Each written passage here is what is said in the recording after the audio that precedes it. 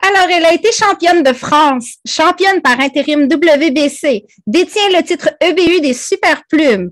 Elle a fait un retour fracassant dans le ring le 18 septembre dernier après 2 ans d'inactivité pour défendre son titre contre la Bosniaque Passa Malagic. Elle est l'aspirante obligatoire de Terry Harper aussi. Et maintenant, elle a une très belle fiche de 15 victoires, dont 3 par knockout et 0 défaite. Je reçois la boxeuse lyonnaise Ilem Mekaled. Merci d'avoir accepté mon invitation, Ilem. Comment vas-tu? Je vais très bien. Merci beaucoup pour l'invitation. Ça me fait très plaisir parce qu'on se connaît depuis un certain temps, mais c'est vraiment la première fois qu'on se parle, en fait, qu'on se voit. On s'était déjà parlé quelques fois par note vocale ou au téléphone, mais c'est vraiment la première fois qu'on se voit. Premièrement, on va commencer tout de suite là, par ce qui est chaud dans ta vie. C'est ton dernier combat que tu as eu le 18 septembre dernier contre Passam Malagic, la Bosniaque. Tu sortais vraiment d'une longue inactivité sur le plan boxe. Tu avais une faim de loup. En tout cas, tu nous l'as montré parce que ça n'a pas duré longtemps, le combat. Est-ce que tu es satisfaite de ce knockout rapide-là ou tu avais un autre plan de match? Moi, c'est ma première question. Je suis curieuse de savoir qu'est-ce que tu avais de planifié. Alors, sur les sentiments, je suis très partagée parce que il y a le côté quand même où je suis contente parce que je me dis, bon, malgré l'arrêt de 2 ans, je n'ai pas perdu mes bonnes habitudes. Vraiment pas. C'est terminé de la meilleure des manières. Et puis d'un côté, j'étais un petit peu frustrée parce que je me dis, mince, ça fait 2 ans que je n'ai pas boxé, j'avais envie de boxer encore. Et puis surtout que prouver à mon entraîneur, parce que c'était mon premier combat avec mon entraîneur Ali Oubali et puis Joseph Germain, leur montrer que j'étais capable de mettre en place les stratégies qu'on avait vues pendant la préparation. C'est ça, parfois les knockouts, c'est un peu controversé parce que c'est très vendeur. C'est très vendeur. Les gens sont très contents de voir des knockouts. On sait qu'en boxe féminine, il y en a moins qu'en boxe masculine parce que c'est du 2 minutes au lieu du 3 minutes. Et aussi, bon, il y en a qui vont dire que les filles sont moins fortes. Je suis pas tout à fait d'accord en lien avec ça, mais bon, il y a moins de knockouts, c'est une réalité. Donc, c'est toujours plaisant quand même d'avoir des knockouts à sa fiche parce que c'est très vendeur. Puis pour aller chercher des futurs combats, certains promoteurs aiment ça. En même temps, comme tu dis, tu avais des nouveaux entraîneurs. En fait, c'est ton premier combat avec tes entraîneurs actuels. Je comprends ton point de vue. Je comprends que tu aurais peut-être aimé faire quelques rounds pour, on appelle ça décrasser, comme on dit, décrasser la machine un peu.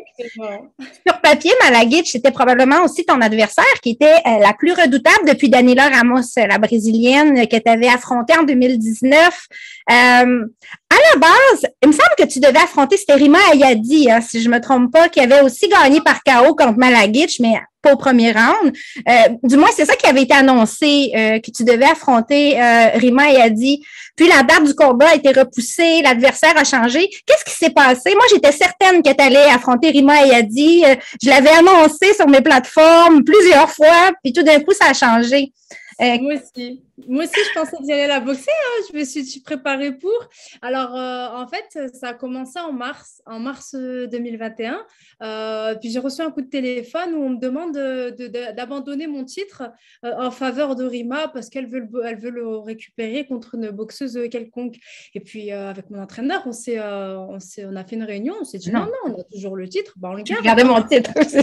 Oui. Et en fait, on leur a dit, écoutez, si vous voulez, parce qu'elle n'était pas challenger, on leur a proposé une dérogation à son équipe et ils ont refusé et ils ont dit absolument, on veut aller aux enchères et on veut te faire sortir de ta ville. Moi, quand on me met des dilemmes, je me dis, allez, c'est parti, on va jouer. Et en fait, ils ont réussi à passer challenger et puis on a aux enchères. Donc, j'ai réussi à gagner les enchères. Donc, finalement, tout ça pour qu'au final, ils viennent à la maison. Et dès qu'on a annoncé le combat, qu'on a dit qu'on devait boxer, c'est là où ça s'est retourné. Toute la situation s'est retournée parce que effectivement, j'avais eu écho qu'elle voulait a priori, donc je parle bien au conditionnel, a priori, elle avait envisagé de faire un certificat médical. Donc, j'avais fait une petite vidéo, mais juste pour leur envoyer un petit message, pour leur dire oh, demandez de jouer un jeu, allez jusqu'au bout. Et après, j'ai enlevé la vidéo, parce que moi, je ne suis pas dans la provocation. Hein, c'est juste pour leur dire bon, je suis au courant. C'était de bonne guerre. C'était de bonne guerre. Voilà. Et donc, elle a répondu à cette vidéo en disant non, je vais très bien. Par contre, tu me proposes une très, très grosse somme pour ce combat-là. Mais quand même, je ne signe pas le contrat parce que je ne l'ai pas eu dans les temps. Une grosse somme, tu ne signes pas le contrat. on ne fait pas championnat du monde, tu as une grosse somme, donc c'est déjà pas mal, mais tu ne signes pas le contrat parce que tu l'as eu 2 jours après la date limite, sachant que c'est la date pour le BU, hein, ce n'est pas la date pour le challenger, enfin pour l'adversaire. Et donc, ils ont refusé le combat donc, à la date du 16 juillet. On s'est dit, bon, c'est pas grave. Moi, je suis pour me dire, bon, bah, c'est pas grave. Si c'est pas aujourd'hui, ce sera demain. Donc, on a réorganisé, enfin, on a prévu une nouvelle date. On leur a proposé une nouvelle date. Donc, c'est mon manager, MTK, qui leur a fait un mail et ils ne regardaient pas les mails, ils ne répondaient pas au mail de MTK. Et à un moment donné, on a dit, bon, ben, on va leur proposer une autre date aussi, puisqu'il y avait le titre EBU de Karim Guerfi en Espagne. Aussi. On a dit, ben, pourquoi pas, ce serait cool de faire un féminin, masculin en même temps. Et puis, à partir de ce moment-là, ils ont dit, non, mais allez, on lâche notre titre, notre place de challenger, on passe à autre chose. Et bon courage pour trouver un adversaire. Bon, c'est ce que tu as fait. C'est ce que tu as fait. Vous êtes allé chercher Passam Alagic et finalement, ça a donné le combat du 18 septembre dernier. C'est ça. Ben, j'ai suivi un peu cette saga-là. Je voyais les dates repoussées et je me disais, mais c'est intéressant. Pourtant, c'est de française. Il y a comme est-ce que c'est une guerre à finir peut-être avec Rima Yadi ou toi, tu es passé à autre chose puis elle a perdu sa chance de t'affronter parce que tu as quand même des gros défis qui t'attendent en boxe. Alors, en fait, ils m'ont positivement, ils m'ont un peu réveillée en me disant, bon, bah, allez, Ilham, là, il faut que tu te remettes à boxer. Donc, le fait qu'ils ils ont voulu, ils m'ont appelé, en fait, au mois de mars, on va boxer une championne, 14 combats, 0 défaite, un combat franco-français et tout. Donc, j'ai vu les messages. Je me suis dit, ah, bah, c'est cool.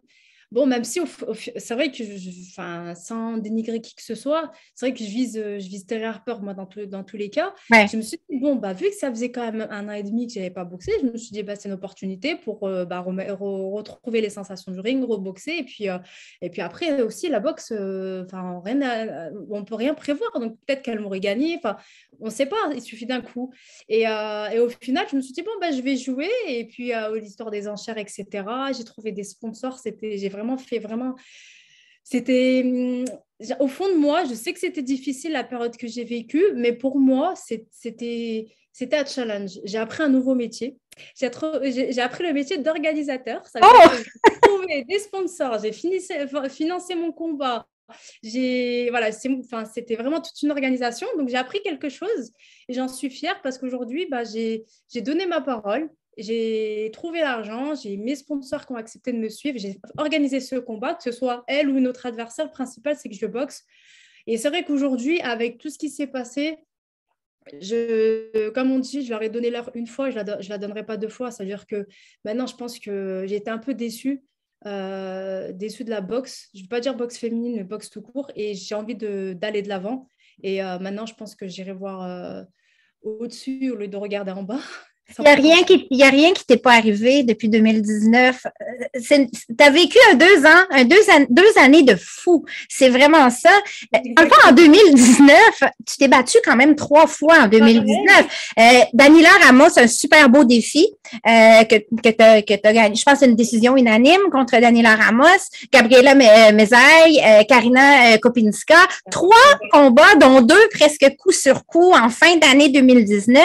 Puis, arrive la COVID et tout le monde est stoppé, bien sûr, pas juste toi, mais toi, tu as vécu bien plus de choses que la COVID. C'est pas juste la COVID, tu as eu un changement de management, tu as eu toutes sortes de péripéties, comme on disait, avec ton combat contre Rima, tu as eu un changement d'entraîneur, si je ne me trompe pas aussi. Qu'est-ce qui s'est passé avec ton management? Parce que toi, tu étais championne par intérim WBC et là, tout d'un coup, c'est disparu, ce titre-là, il est disparu de ta fiche. Exactement. Alors, en fait, ce qui s'est passé, comme tu as très bien résumé, c'est que ces 2 années, d'arrêt, ça m'a permis de tout restructurer. En fait, c'était que des péripéties, comme tu as dit. Il n'y a pas eu un moment de répit. J'ai vraiment, sans répit, pardon. Et en fait, donc moi, j'ai gagné le titre intérim donc en mars 2019. Et j'étais donc avec un promoteur qui, 9 mois plus tard, donc je n'avais pas boxé, etc., j'avais changé d'entraîneur aussi à ce moment-là et j'avais besoin de faire un combat de reprise, d'apprendre à connaître mon entraîneur parce qu'on ne se connaissait pas et je trouve ça très important de faire un combat avant un championnat du monde, avant un championnat tout court, en fait. Pour pratiquer un peu ce qu'on fait en gym, pour mettre en pratique les apprentissages. Exactement, parce qu'on ne se connaît pas avec l'entraîneur et on ne peut pas aller faire un championnat avec un entraîneur qu'on ne connaît pas et on a besoin. Enfin, voilà. Et j'avais demandé à mon ancien promoteur si je pouvais donc faire un combat. Avec donc mon nouvel entraîneur et il avait refusé, il voulait absolument que je remette mon titre en jeu intérim à l'étranger.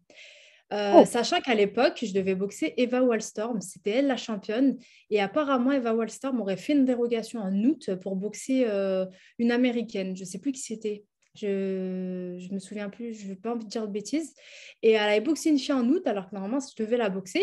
Puis derrière, je me suis dit, bon, bah, je vais faire un combat de reprise, j'ai changé d'entraîneur. Mon ancien promoteur a refusé ma demande. Il voulait absolument que j'aille boxer contre Katharina Tanders chez elle. Je ne voulais pas prendre de risque. Honnêtement, d'une, je ne voulais pas prendre de risque parce que je ne voulais pas faire un combat avec un nouvel entraîneur que je ne connais pas, donc en plus à l'étranger. Et j'estimais, je pense que c'est légitime, ce que je pense, c'est que j'estimais que comme j'étais la championne, je devais boxer chez moi.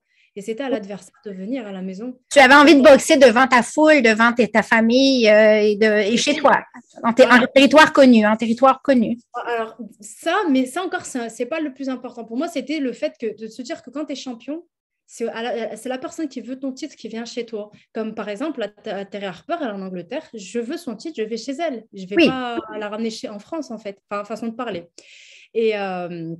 Et puis, en fait, on ne s'est pas entendu avec mon promoteur. J'ai décidé d'arrêter mon contrat avec lui. Et en fait, j'ai pensé j'avais tout était organisé par rapport à mon avocat, tout était en règle. Et j'ai oublié un truc. Ça, c'est le truc que je n'y attendais pas. C'est qu'en fait, j'ai une amie, une boxeuse française, qui m'envoie l'affiche du combat entre Daniela Ramos et Katharina Tanders pour mon titre sur Instagram. Et je regarde comme ça. Non, je me dis, mais qu'est-ce qui s'est passé? Mon titre en jeu? Je dis, mais normalement, c'est moi la championne intérim. Donc, en fait, la WC m'annonce que mon ancien promoteur a clairement dit que j'étais blessée et que j'abandonnais mon titre. Ça n'a pas de sens. Ça fait aucun sens. Et en plus, il a signé avec Daniela Ramos, celle avec qui j'avais gagné quand j'étais en contrat avec lui. Et puis, je me suis dit, mais... Enfin, bref. Et puis, en fait, je me suis dit, bon, au lieu de entre guillemets, pleurnicher, de me dire, oh là là, on m'a volé mon titre, je fais quoi? Je me suis dit, bon, allez, je vais aller de l'avant, pareil, comme d'habitude. Et puis, la WBC est très à l'écoute des boxeurs. Ne comprenaient pas la situation. Je pense que c'est très, très rare qu'ils rencontrent une situation comme ça. Ils m'ont dit non, mais on n'accepte pas, nous, sans les boxeurs, on n'est rien. Alors, tu préfères boxer celle qui va récupérer ton titre ou tu préfères boxer la championne du monde actuelle, donc Eva Wallstorm? Et je lui dis, bah, je veux boxer la championne du monde actuelle. Et donc, c'était prévu pour 2020. Et avec le Covid, tout a été reculé. La championne actuelle, c'est Terry Harper. On sait qu'elle a eu blessure sur blessure aussi et qu'elle prévoit probablement unifier contre Yoon-Mi Choi, la coréenne. Est-ce que c'est toi la prochaine en liste? Ah, mais c'est sûr parce qu'en fait, donc, c'est pour ça que je dis que toute cette période de Covid, c'est tout un mal pour un bien. Oui. Parce qu'en fait, l'histoire, après, quand on commence à continuer, c'est qu'en 2020, donc tout s'arrête. Et je devais boxer fin 2020 pour le championnat du monde contre Terry Harper. Et à ce moment-là, je n'avais pas du tout d'entraîneur.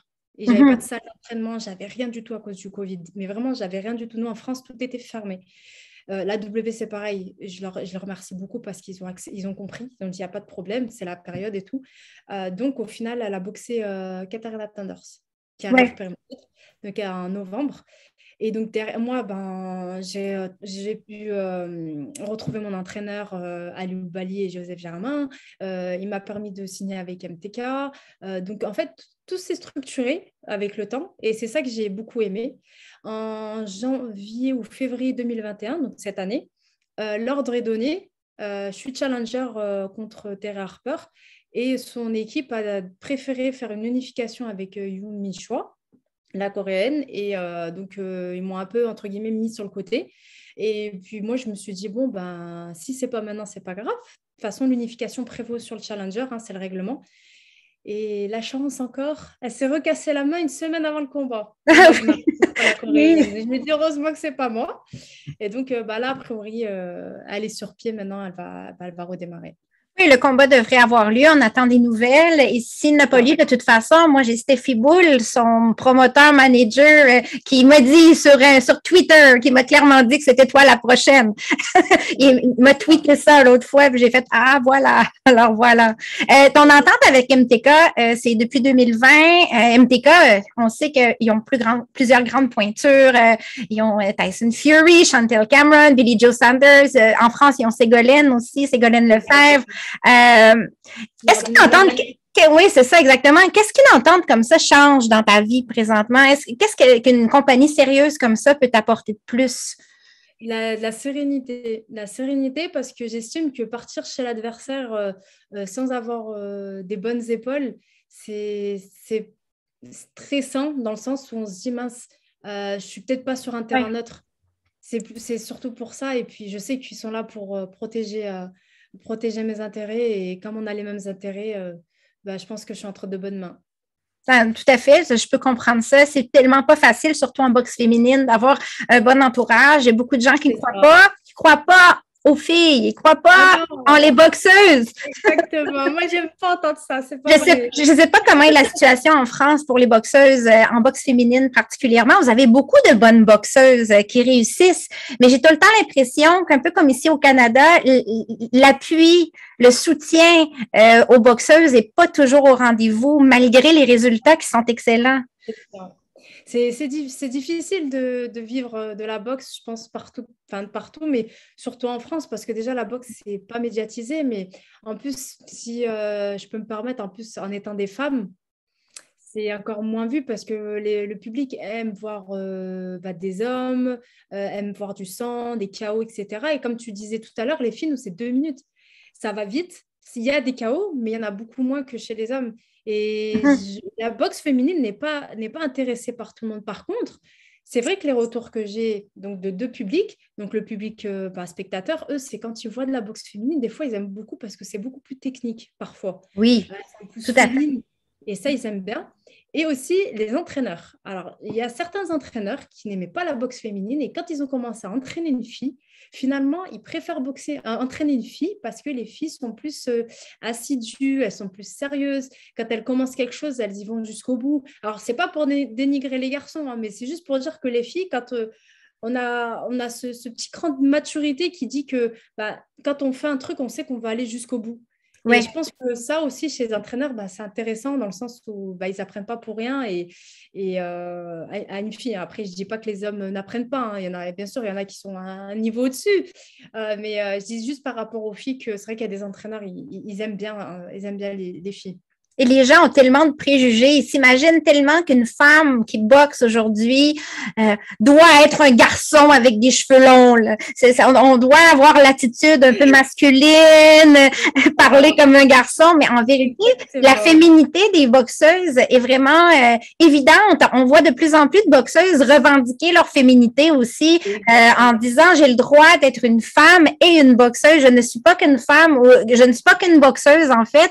Je peux être sensuelle, jolie, sexy et être une boxeuse qui fait mal à son adversaire et qui fait très mal à son adversaire, oui. Et pour être honnête avec toi, quand j'ai commencé la boxe, c'est vrai que j'ai vu beaucoup de filles avec des coups de garçon, avec des gros bras et tout. Et je me suis dit, ça ne m'a pas arrêté, hein, ça m'a pas arrêté, mais c'est vrai que j'avais vu ça. Et au fur et à mesure du temps, une fois, j'avais boxé pendant la journée des droits de la femme et j'avais fait exprès de boxer avec du rouge à lèvres rouge. Je ne sais pas comment elle a tenu le rouge à lèvres, mais j'ai tenu, le combat, il a tenu avec le rouge à lèvres. Et avec le temps, en fait, petit à petit, je me suis rendu compte que, en fait, on a des préjugés, alors que quand je veux regarder ailleurs, en Amérique, en Angleterre, etc., c'est vrai que je vois beaucoup de filles qui sont très féminines, oui. qui le mettent en avant. Et c'est plutôt plaisant dans le sens où, aujourd'hui, j'essaye pareil de faire passer ce message en disant moi, quand j'entends une fille qui me dit « Ah non, moi, pas de boxe », et la première question que je lui dis « Pourquoi ?» Elle me dit « Ah non, parce que je vais avoir le nez cassé. » On m'a dit, c'est vrai qu'on m'avait dit ça aussi, que l'entraîneur, il casse le nez. Comme ça, au moins, il est cassé. On est débarrassé. J'ai dit, non. C'est pas ça. Non, Bon, et puis ça, et puis la féminité, et puis l'autre. Enfin, je dis non, non, non, non. Et en fait, c'est pour ça qu'aujourd'hui, comme je disais, c'est sans trop abuser, j'essaye quand même de montrer que bah, c'est pas parce qu'on fait de la boxe qu'on peut pas rester une femme, on peut pas prendre soin de soi, qu'on n'a pas le temps pour nous, qu'on peut pas aller acheter du rouge à lèvres, etc. c'est ça, porter des talons. Ah oui, surtout les talons. Voilà, voilà. Et c'est aussi, il y a de plus en plus de filles quand même dans les gyms. On voit des petites filles qui Exactement. commencent à boxer, commencent à s'intéresser. Il y a des beaux modèles de boxeuses présentement pour les jeunes filles. C'est intéressant. Et ben, tu sais que tu m'as fait penser à un truc parce que la boxe au JO pour les filles, ça a été, je crois que ça commence en 2012. Oui, oui, oui, en 2012. C'est pour ça que c'est que les filles, bah, maintenant, petit à petit, on commence à avoir beaucoup plus de filles à la salle. Oui, c'est ça exactement. Puis vous, en France, vous avez eu Estelle Mosley qui a gagné en plus. Sarah Alors, Brune aussi. oui, exactement. Ça amène une toute autre dimension. Maintenant, les femmes peuvent s'imaginer faire une carrière là-dedans, même si, comme tu dis, c'est difficile d'en vivre encore, à moins d'être Cathy Taylor. Ou Cathy Taylor, c'est une exception. Il y a quelques exceptions. C'est Nisa Estrada qui c'est des exceptions, mais en France, au Canada, c'est encore difficile. J'en discutais avec Martine Vallière-Bisson, qui est une boxeuse d'ici la semaine dernière, puis elle me disait exactement la même chose. On peut vivre de la boxe, mais comme entraîneur, mais comme boxeur, c'est difficile pour le moment. On espère que peut-être que vous êtes la génération qui va ouvrir les portes aux petites filles et dans 5 ans, dans 10 ans, ce sera possible de vivre de la boxe comme les garçons peuvent en vivre. Et bah, tu sais quoi, tu me fais penser, j'ai envie de faire un clin d'œil à moi, à mon employeur, parce que moi, je travaille à la Matmut dans les assurances.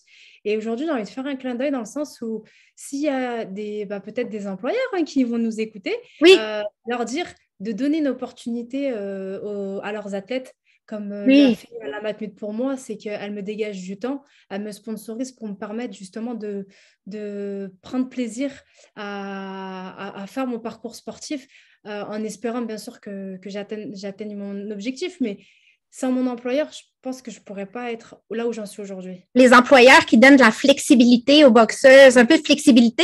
En échange, vous leur donnez de la visibilité. Toi, quand tu es une bonne ambassadrice pour ton employeur avec tes plateformes, médias sociaux, etc.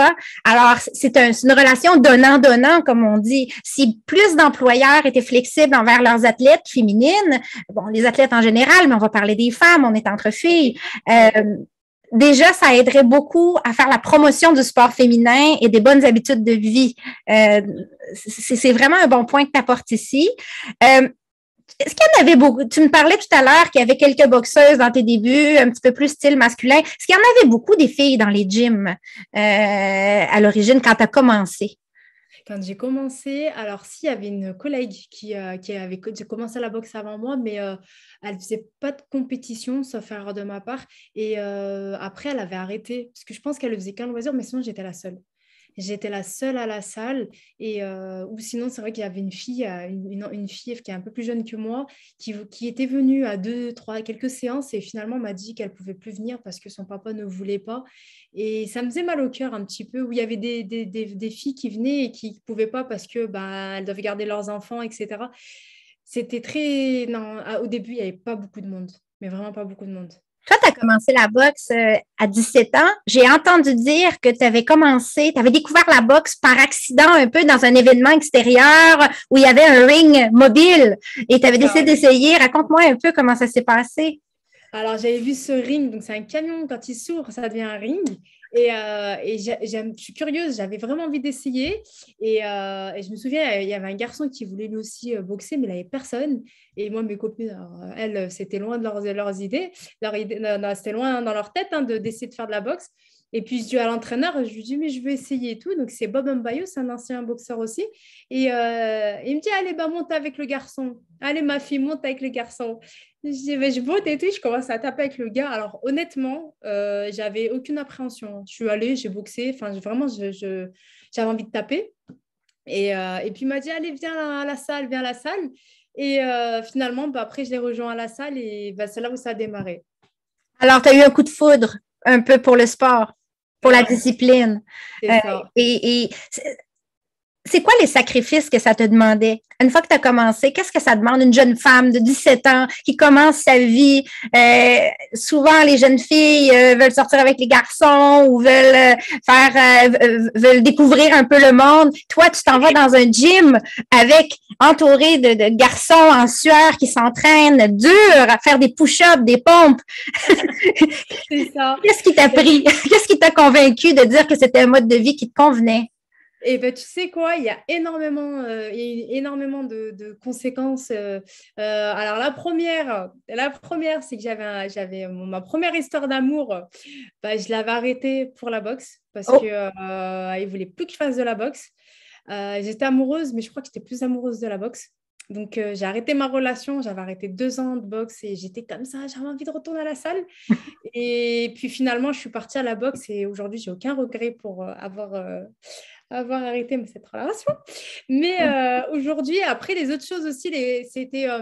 des fois, il fallait faire des footings. J'étais jeune, j'étais toute seule, donc j'allais courir. Je faisais des choses que peut-être que certains jeunes ne faisaient pas forcément. Aller se promener avec des amis, moi, j'allais courir, j'allais à l'entraînement, à la salle de sport aussi. J'ai vu que j'étais la seule fille, et fallait que je fasse 10 pompes comme le garçon qui était à côté de moi. Je ne voulais pas en faire 5. L'hygiène de vie aussi. Des fois, mon père, il me dit, allez, viens, mange, j'ai fait des frites. Je lui dis, non, je ne vais pas manger des frites. Il y a plein de choses comme ça. Et au début, c'était des difficultés. En fait, c'est devenu une hygiène de vie. Et aujourd'hui, c'est même plus des difficultés, c'est devenu une habitude. Toi, tu as été principalement élevée par ton papa. Ta maman est décédée quand tu étais très jeune. Je crois que tu avais 5 ans, 6 ans, tu étais toute petite. Tu as été élevée par ton papa. Est-ce que tu crois qu'avoir été élevée par un homme t'a préparé à faire partie d'un monde qui est encore qualifié aujourd'hui d'un monde d'hommes? Oui. Ah, ça, c'est sûr. C'est sûr, parce que comme je dis toujours, mon papa m'a élevée un petit peu à la dure. C'est...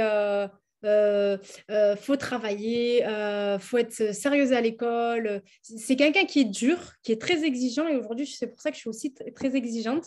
Alors, est-ce qu'il voulait un garçon? Je ne sais pas. Je crois qu'il voulait un garçon à la base, mais il n'a aucun regret et justement, je pense qu'il est content aujourd'hui parce que je suis comme lui. Je suis même pire que lui, je crois. Je pense que c'est ça qui a fait qu'aujourd'hui, j'ai peut-être pas eu l'amour d'une mère. C'est peut-être cette différence-là aussi. Est-ce que ça y est joué? Ça, je sais pas. Mais je pense que oui, l'amour d'un père et d'une mère, aujourd'hui, je dis bien je pense parce que j'ai pas eu cette chance d'avoir l'amour d'une mère. Mais c'est quand même quelque chose qui doit se différencier. Et pourquoi aujourd'hui, je fais de la boxe? C'est son éducation. Probablement que ton caractère était propice, avait été forgé pratiquement pour aller au gym faire de la boxe. C'est ça, parce que mon père, il m'a toujours éduquée comme la boxe. Tu perds, c'est pas grave, tu retournes à la salle, tu t'entraînes, tu lâches pas ton objectif, tu gagnes, garde la tête sur les épaules, tu continues, il faut aller plus loin. En fait, il faut tout faire pour atteindre ton objectif. Tu fais tout, tu trouves toutes les solutions, tu as un problème. Comme on disait tout à l'heure, tous les problèmes, entre guillemets, que j'ai eus, c'est pas grave, trouve une solution. Tu n'as pas le temps de pleurer. Avance, vise ton objectif. Et si à la fin, tu n'y arrives pas, c'est pas grave, tu auras essayé, tu n'auras aucun regret. Et si tu y arrives, tu peux être fier de tout ce que tu as fait quand tu regarderas en arrière. Chez les amateurs, tu représentais l'Algérie. Tu es franco-algérienne, tu as une dualité du côté de tes cultures, des deux cultures. On a encore des préjugés face aux pays musulmans et à leur culture. On s'imagine qu'une femme n'a pas nécessairement sa place dans un gym de boxe, du moins d'un œil très occidental. Par contre, on voit que de plus en plus de boxeuses qui viennent des pays arabes, du Maghreb, de Turquie, émerger. On en a vu aux Jeux olympiques. On a vu, entre autres, Iman Khelif, l'Algérienne, qui est allée aux Jeux olympiques dernièrement. Il devait y avoir Khadija El Mardi, la Marocaine, qui n'est pas allée parce qu'elle a eu une césarienne peu de temps avant, puis elle pouvait pas. Mais toi, on voit Ramla Ali chez les pros aussi, une femme musulmane qui était gérée Christian Dior et compagnie. C'est quoi les défis? Déjà en partant, est-ce que c'est bien accepté la boxe pour les femmes en Algérie ou c'est encore un combat à mener? Alors, moi, de mon point de vue à moi, comment j'ai vécu ça, j'ai pas eu le sentiment d'avoir eu des contraintes à boxer parce qu'au contraire, là-bas, il y a une équipe. Il y a une équipe féminine. Elles sont tout aussi sérieuses. Le niveau, il est très, très bon aussi. Oui. Et justement, les garçons, c'est comme nos frères. Enfin, vraiment, au gym, comme tu dis, c'est une famille.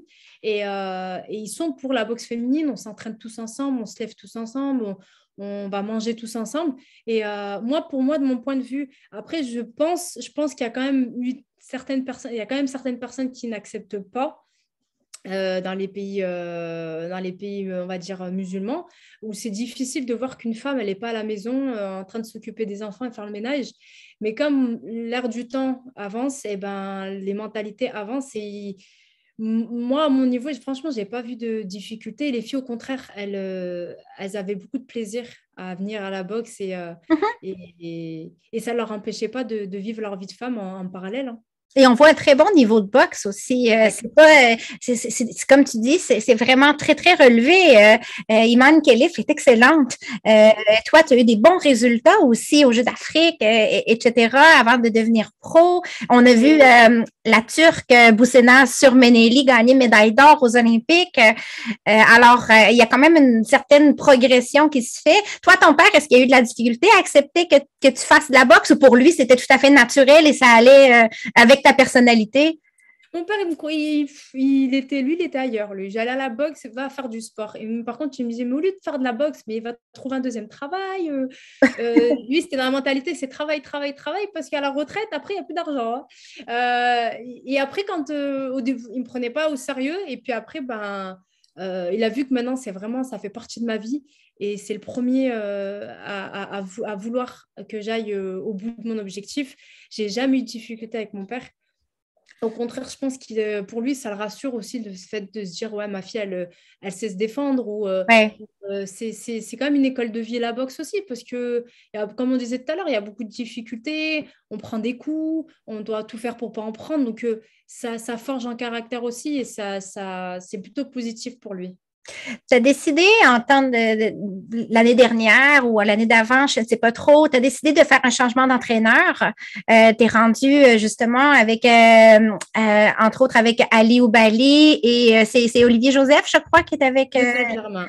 Joseph Germain, c'est ça. Oui, exactement. Joseph Germain, c'est une équipe très, très sérieuse qui est sur Paris, principalement. Tu as déménagé? Oui. Officiellement. Tu as quitté Lyon pour Paris. Donc, un autre changement. Je t'ai dit, pour moi, ma vie, là, pendant 2 ans, c'est que des péripéties. J'ai envie de dire merci à Rima, hein, parce que c'est aussi grâce à elle que j'ai déménagé. Hein. Effectivement, ben oui, parce que tu voulais te rapprocher de Ali et son équipe. Le gym, c'est Top Rank Bagnolet où tu t'entraînes. C'est un gym très sérieux. Il y a beaucoup de grosses pointures qui s'entraînent là. Je crois que Souleymane Sissoko, Nordine Oubali, vous êtes plusieurs. Toi, ça te fait des partenaires de sparring et d'entraînement très intéressants aussi. Alors, eux, non. Non, non, je pense, parce que j'ai pas envie de finir KO. Mais oui. Franchement, c'est une école, elle est super, c'est super sérieux, c'est un super niveau. Et je suis très, très heureuse que justement que j'ai pu intégrer leur équipe, que Ali et Joseph ont accepté, parce que Joseph, il est surnoisé le Grand. Oui, c'est vrai. Oui.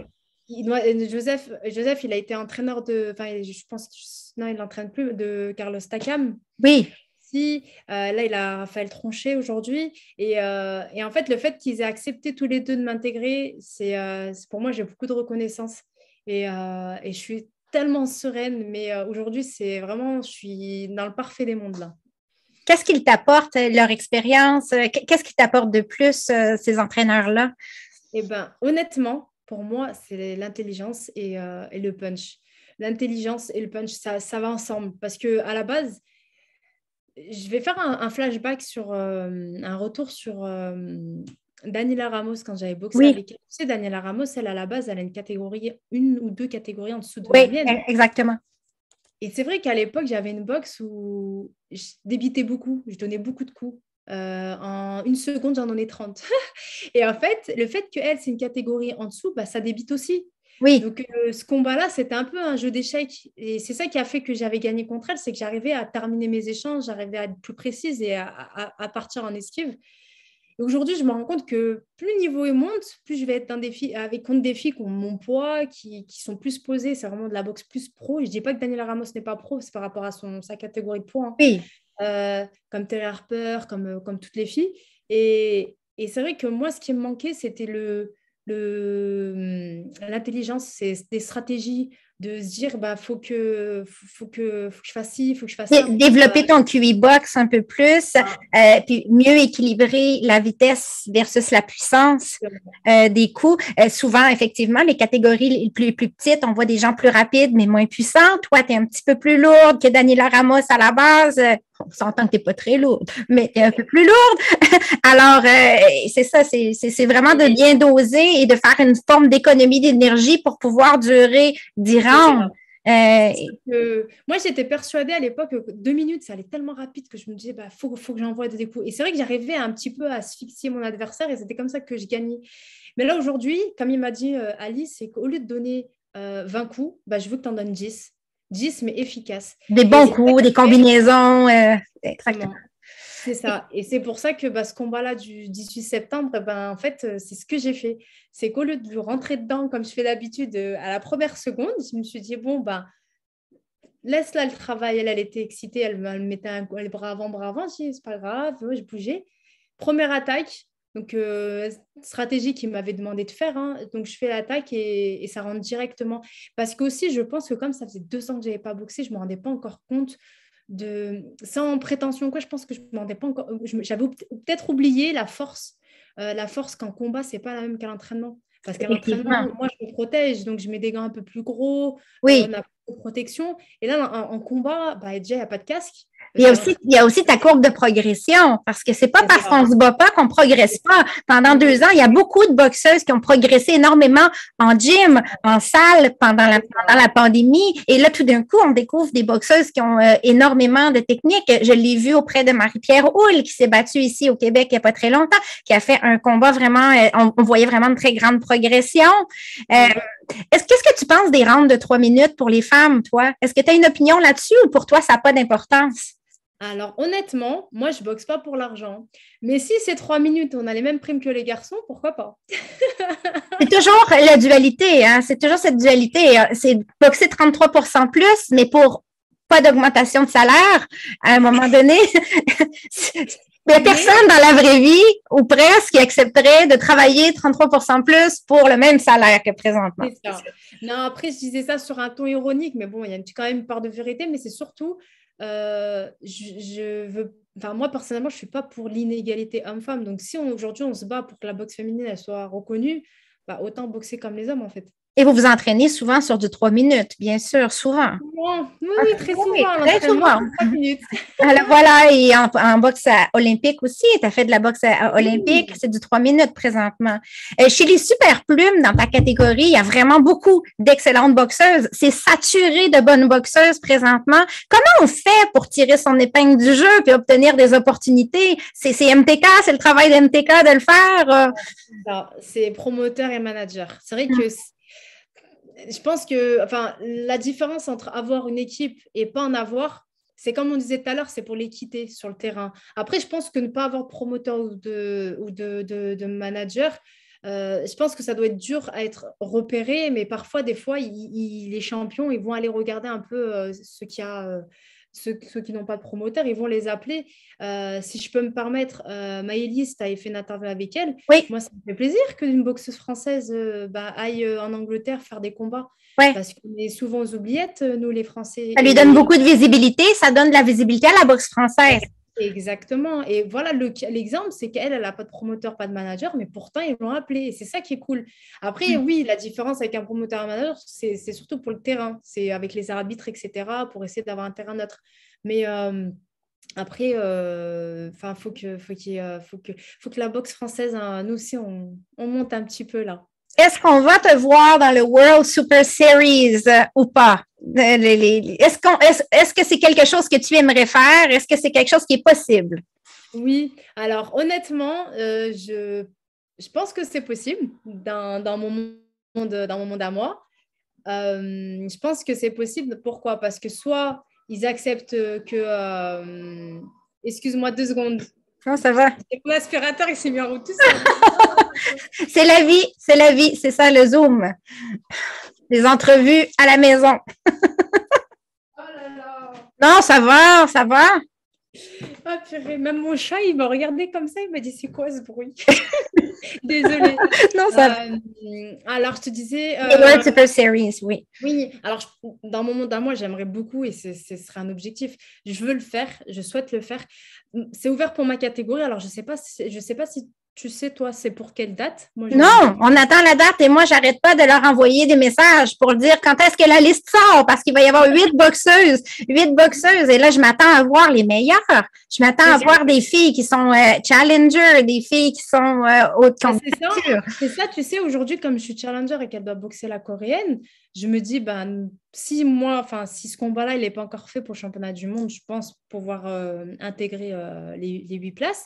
Mais à l'inverse, j'espère aussi que si je boxe Terry Harper, j'espère gagner. Comme ça, moi, mais oui, ça serait bien quand même. On va te le souhaiter, ma chère. Merci beaucoup pour la générosité. C'est très, très agréable de discuter avec toi et je crois que les gens vont apprécier cette entrevue autant que j'ai aimé la faire. Je vais te souhaiter le meilleur. J'espère, on va te souhaiter un combat d'ici la fin de l'année, mais peut-être l'année prochaine, début de l'année prochaine au plus tard, contre Terry Harper, qui est la prochaine sur ta liste. On va te souhaiter une victoire. Je vais continuer de te suivre et de t'encourager parce que c'est vraiment très intéressant. Je vais inviter les gens aussi à te suivre sur toutes les plateformes de réseaux sociaux, Twitter, Instagram, ta page Facebook aussi. Allez, let's go. Donc, pour merci en tout cas à toi pour tout ce que tu fais. Ça me fait plaisir. Vraiment, vraiment merci pour ce que tu m'as apporté aussi. Merci pour le travail que tu fais pour nous, les boxeuses. Et c'est vrai que s'il n'y a pas des personnes comme toi qui font ce travail-là, ben, on n'aurait pas autant de lumière. Ah, t'es gentille. Merci beaucoup. Bonne journée. Bonne journée. À bientôt.